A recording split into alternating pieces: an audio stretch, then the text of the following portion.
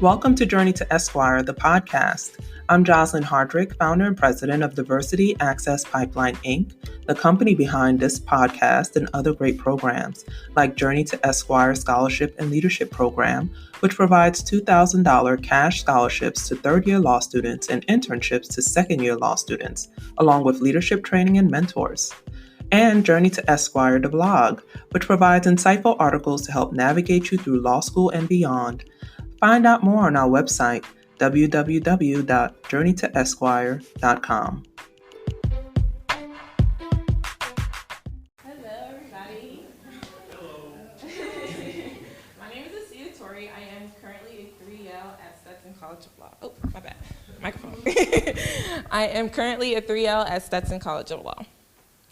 So I learned about the Diversity Access Pipeline program from a career source mentor at Stetson. She presented the program to me as a partnership with JIBA. I was looking for help for the bar because I was like, it's expensive. And so I thought, like, going into it, I assumed it was like, you know, like the regular bar prep scholarships that are usually offered. And I found out that it was so much more. I learned that Diversity Access Pipeline was going to help us to become better lawyers overall and in everything that we were doing. I realized this very early on when I got the email back saying that I had an interview. And I was like, yay, I got the interview. And then I saw that we had to do a presentation, we had to do all these different things. And I was like, okay, this is serious, this is much different than the usual bar prep scholarships that are offered. For me, the application process, it was interesting because it showed that they cared about us and they cared about the work that we were putting out. So some of the things that we had to do for our application process is we had a presentation, and in that presentation we addressed our law school experience, focusing about the theory of law, the practice of law, and something we learned about ourselves so far in law school. My overarching theme was details matter. With that, I believe that details matter in the practice of law, and they matter in law school as well. You know, making sure you focus in on the details and it can change the outcome as it goes along. We also had to do a writing sample, which was like, I believe, like 30 to 40 minutes, and we did a writing sample about how the interview process was going so far. We also had a proofreading exercise, a group interview, and a one-on-one interview. So like this interview process, it was long, it was draining, but it gave me hope. It gave me hope that I would learn something from this, even if I didn't get the scholarship. Thank God. I got the scholarship, and we were up and running, and some of the things we had were the modules. The modules were super helpful for us because they kind of encompass everything that you needed as a lawyer and let you see that there's a lot that goes into the law. There's a lot of things that impact you, and there's a lot of things that you need to be focusing on and getting ready as a law student. Some of the modules we learned was lawyer wellness, bar review, federal clerkship, time management, diversity, legal writing, mentoring, all things that we all already spoke about. But I have lawyer wellness in the middle, as many of the other scholars have addressed. That was one of my favorite programs because in law school we don't have very great wellness. So I think it was important to see that, you know, the competitive environment, it does drive us and it does make us nervous. It does allow us to start forming bad habits, but we still need to focus on ourselves, and I think that was really important. Another impactful module for me was the federal clerkship module, and in that module we learned about federal clerkships and that opportunity, and it kind of opened my eyes to this different job opportunity that I wasn't looking at before.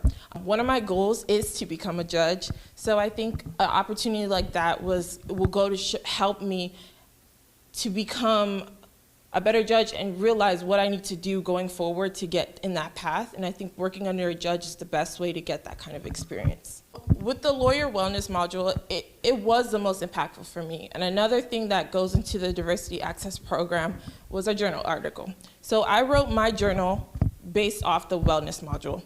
And the wellness module, it was so impactful because of the fact that I can see it happening as I am in law school. We all know that lawyers have terrible wellness, and we need to get better at it.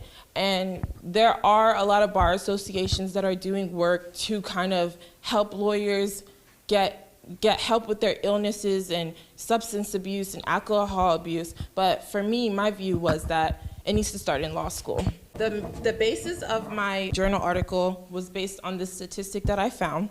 And this statistic found that in law school, that 17% of law students experienced some level of depression, 14% experienced severe anxiety, 23% had mild or moderate anxiety, and 6% reported serious suicidal thoughts in the past year. As to alcohol use, 43% reported binge drinking at least once in the prior 2 weeks, and nearly 1/4, or 22%, reported binge drinking 2 or more times during that period.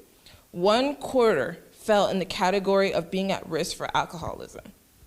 And for me, that statistic spoke so loudly. I am in law school and I see how easy it is for you to go to alcohol, for you to go to substance abuse, and I think that sometimes it's the norm. We kind of see it, like a lot of students at my school, they go to a bar every week on the dot. Everybody's gonna go to that bar, and it's normal. And I think that we're focusing on it too late, because these traits and these habits are developing while we are in law school, and focusing on what we can do to help students before they get to the point of it being too late is really important. One of the most worrisome aspects about the rates of illness listed above is that many students are aware of the issues that they have. And the study also found that 42% of students need help for poor mental health, but only half of them are seeking it out. So students know that they have these issues, but not a lot of students are actually going to places to get help for those issues. And that is a severe problem. Showing students that it's okay to seek help and they shouldn't feel ashamed if they do have these issues, and then showing students that a lot of students are struggling and a lot of them are going to these sources, alcohol and substances, illegal substances, to get relaxed or, to cope in this stressful environment is important, so that they can see that these are not traits that they need to bring with them into the legal profession. One of my solutions were that law schools could have a mandatory wellness program in their 1L year. I think 1L year is super important. It's so stressful. This is where you form your competitive spirit, where you kind of learn that maybe I need to lose sleep. Maybe I need to be drinking coffee and doing all these unhealthy habits. So if you're teaching students at that stage when they first get in, like the rates, letting them know that you have a higher chance of being stressed and depressed and going to substance abuse, it can help them prevent and work ahead of time so that they don't develop those habits as they go on. Another one of my solutions was hiring at least 2 professional counselors for campus. I know most campuses have professional counselors, but I think having 2 is important, because there's a 42% of students that are not going to help, but the other percentage are going to help.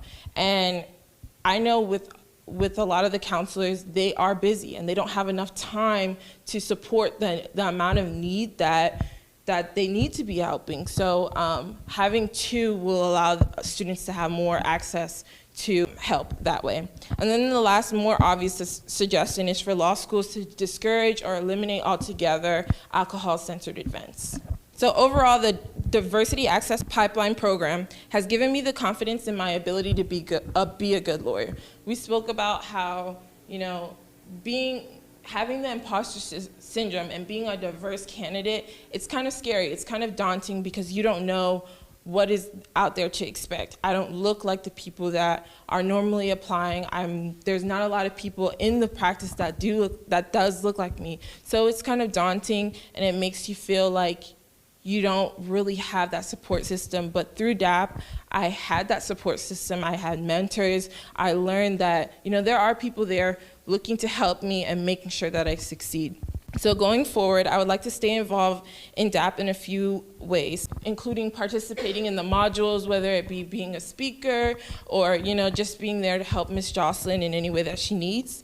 Also, being a mentor for the future students in the program. I think that we already have a mentor, but I think that also having, a mentor who was in the program and knows what they're going through is important as well to give them the extra help that you need, because you can never have too many mentors. And then the last would be to be spreading the word to current 1Ls and 2Ls. As the president of BALSA at Stetson right now, I have already been doing that, and a lot of students are showing interest. So definitely just letting them know how great this program is and showing them that there are people out here to help you, and there are people who are going to be on your side and ready to help you in any way that you need. So with that.